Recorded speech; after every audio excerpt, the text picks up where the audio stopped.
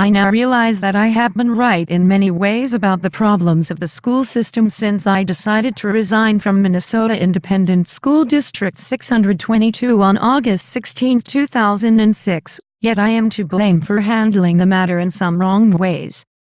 I previously demonized school teachers and administrators, or as Stephen Covey calls it, I was employing the enemy-centered paradigm instead of the principal-centered paradigm. In short, I focused part of my energy on blaming and demonizing teachers and administrators instead of concerning myself entirely with principals. When I mixed the enemy-centered paradigm and the principal-centered paradigm, I, in part, diluted my argument and lost my focus on the most important things.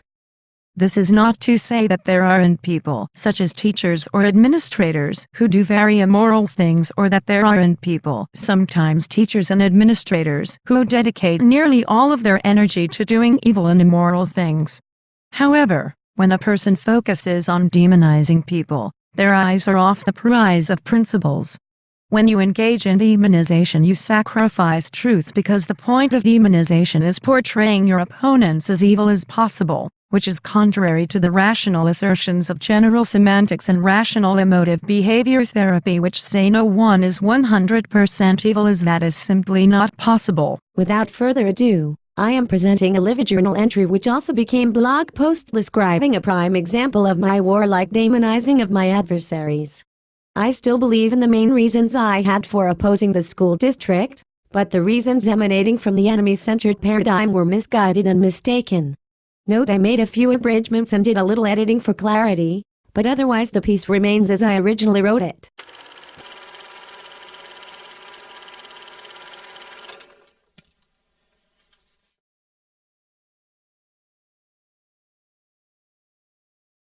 Today, September 4, 2007, I took some bold action to expose the evil school system for what it is.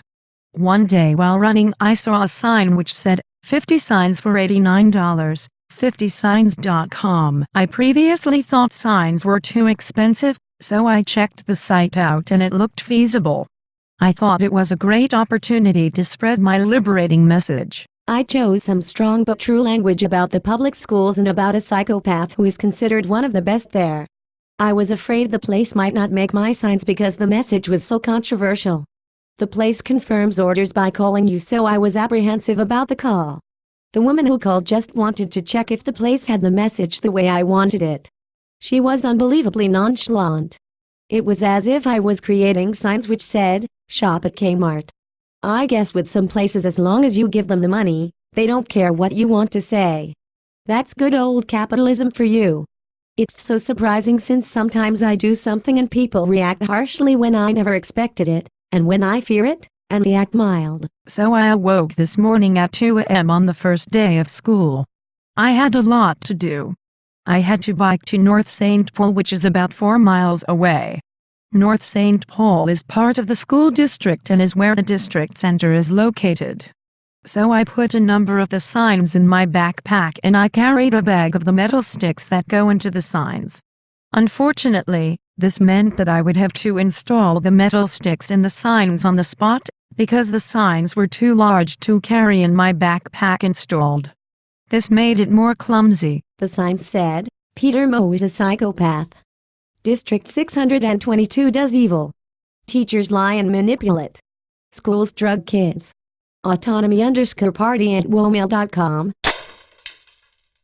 I first went to a spot which was quasi-secluded. There is foot traffic there, but people wouldn't notice the signs as much here as in more wide-open places. I wanted to do this first, because if someone stopped me in the middle of this, there would still be signs up somewhere. It was pretty cool how well I was pulling this off.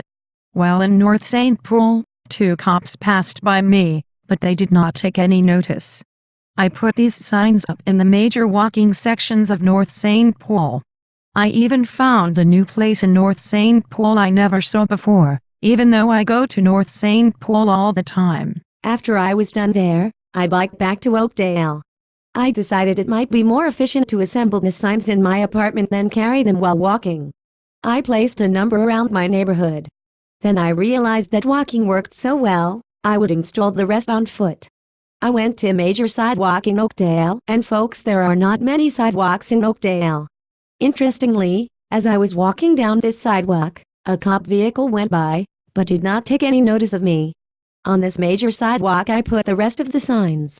I felt accomplished that I got all 50+ signs planted without anyone having stopped me. The signs were placed as follows: 5 signs on the State Trail by the Ramsey County Public Library North St. Paul branch, which is on 1st Street North. 4 signs at the Park by Century and 19th in North St. Paul. 1 sign between Charles and Henry Streets on 17th Street in North St. Paul. 6 signs on 7th Street North in North St. Paul. 4 signs plus 2 of the 50 signs.com advertising signs on 1st Street North in North St. Paul. 10 signs between 12th and 14th Streets on Gershwin and Oakdale. 7 signs between 12th and 10th Streets on Gershwin and Oakdale. 15 signs between Holy Cross Lutheran Church and 6543 10th Street North on 10th Street North in Oakdale. 50+ signs?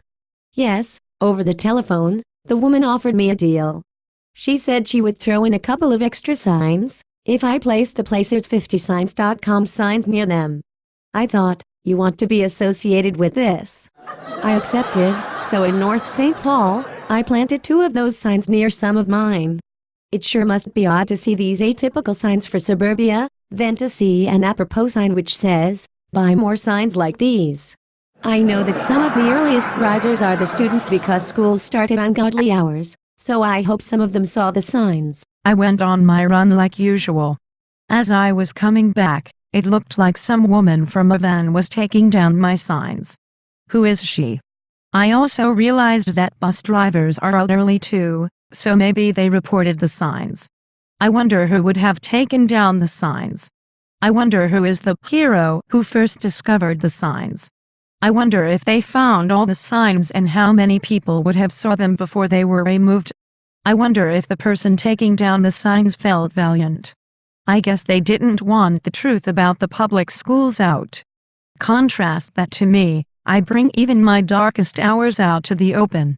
I made a serious error in a certain matter recently, but I wrote about it candidly and openly in my public online journal. They don't have that same integrity. They, like evildoers everywhere, want to hide their evil.